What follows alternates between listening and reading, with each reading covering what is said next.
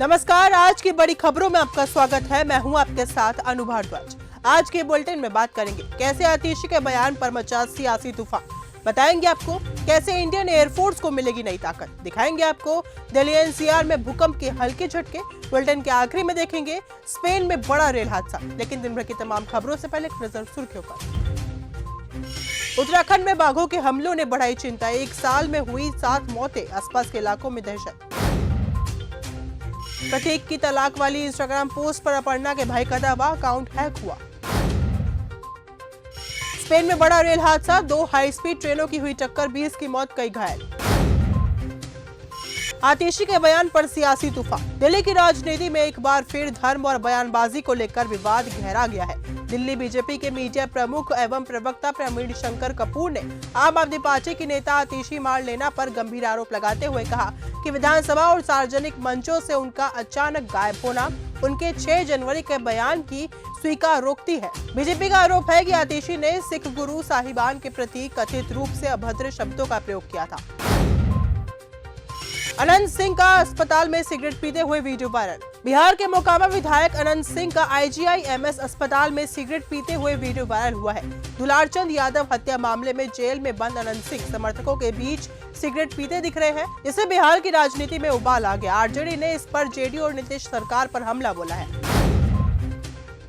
Delhi NCR में भूकंप के हल्के झटके। दिल्ली एनसीआर में सोमवार सुबह 8:44 पर 2.8 तीव्रता का भूकंप के झटके महसूस किए गए। राष्ट्रीय भूकंप विज्ञान केंद्र के अनुसार इसका केंद्र उत्तर दिल्ली के 5 किलोमीटर की गहराई में था। मुलायम परिवार से टूटेगा अपर्णा का रिश्ता। समाजवादी पार्टी के सुप्रीमो अखिलेश यादव के भाई और मुलायम सिंह यादव के छोटे बेटे प्रतीक यादव अपनी पत्नी अपर्णा यादव से तलाक लेने जा रहे हैं। उन्होंने एक इंस्टाग्राम पोस्ट में अपर्णा यादव को फैमिली डिस्ट्रॉय बताया है। उन्होंने सोशल मीडिया पोस्ट पर लिखा कि मैं इस मतलबी औरत को जल्द से जल्द तलाक देना चाहता हूँ, इसने मेरे परिवार के रिश्ते खराब कर दिए। इंडियन एयरफोर्स को मिलेगी नई ताकत। इंडियन एयरफोर्स की शक्ति बढ़ाने के लिए भारत ने 6 मल्टी रोल टैंकर ट्रांसपोर्ट यानी कि MRTT विमानों की खरीद को मंजूरी दे दी है। ये $1 अरब की डील IAF की लंबी दूरी तक मारक क्षमता और ऑपरेशनल रेंज में बड़ा इजाफा करेगी। नीट छात्रा की मौत पर बोले सांसद पप्पू यादव। पटना में नीट की छात्रा की मौत को लेकर सियासी पारा चढ़ा हुआ है। पूर्णिया से निर्दलीय सांसद पप्पू यादव ने कुछ दिनों पहले ही पीड़िता परिवार से मुलाकात की थी।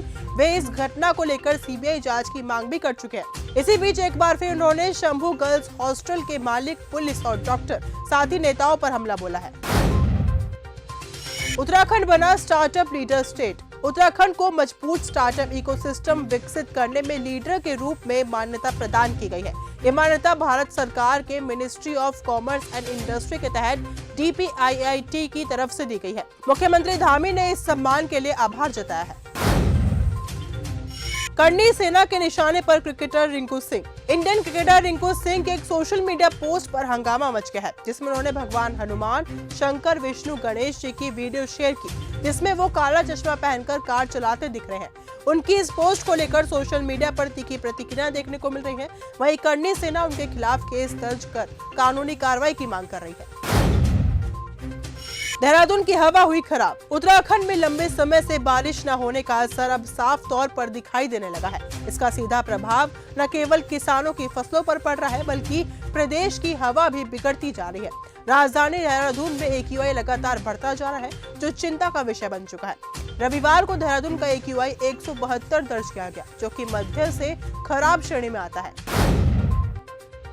कर्नाटक में सत्ता का संघर्ष जारी। कर्नाटक के मुख्यमंत्री पद को लेकर कांग्रेस के भीतर जारी खींचतान एक बार फिर सुर्खियों में है। Deputy CM DK Shiva Kumar ने दिल्ली में आला कमान से मुलाकात के बाद कहा कि समय जवाब देगा। उनके इस बयान ने CM पद की दावेदारी पर नए सवाल खड़े कर दिए। द राजा साहब ने बॉक्स ऑफिस पर तोड़ा दम। प्रभास की फिल्म द राजा साहब का बॉक्स ऑफिस पर बुरा हाल है। इस तेलुगु हॉरर कॉमेडी फिल्म ने सिनेमा घरों में अच्छी शुरुआत की थी, लेकिन फिर पहले ही हफ्ते में इसकी कमाई ऐसी घटती शुरू हुई कि इसके लिए चंद करोड़ रुपए कमाना भी मुश्किल हो गया। अब ये फिल्म दूसरे हफ्ते में एंट्री कर चुकी है और दूसरे वीकेंड पर भी ये बॉक्स ऑफिस पर ठंडी साबित हुई है।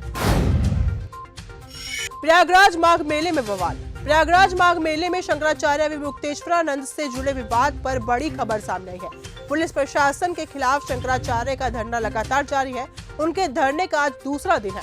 शंकराचार्य अन्न जल का त्याग कर धरने पर बैठे हुए हैं, जिससे मामला और गंभीर होता जा रहा है। ईरान के राष्ट्रपति की अमेरिका को खुली चेतावनी। ईरान के राष्ट्रपति मसूद पेजेश्कियन ने कड़ी चेतावनी दी है कि अगर ईरान के सर्वोच्च नेता खामनेई पर कोई भी हमला हुआ तो उसे पूरा ईरान के खिलाफ खुला युद्ध माना जाएगा। ये चेतावनी अमेरिका राष्ट्रपति ट्रंप के साथ तीखी बयानबाजी के बाद सामने आई है।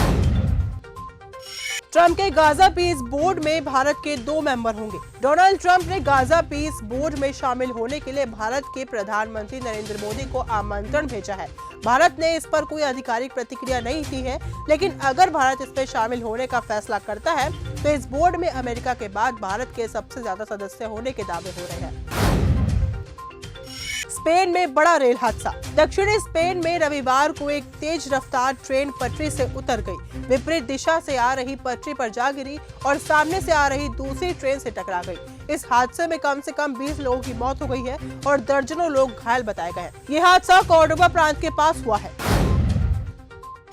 तो फिलहाल आज के इस बुलेटिन में सिर्फ इतना ही। देश और दुनिया की तमाम खबरों के साथ ऐसे ही जुड़े रहने के लिए देखते रहिए न्यूज़ गंगा। नमस्कार।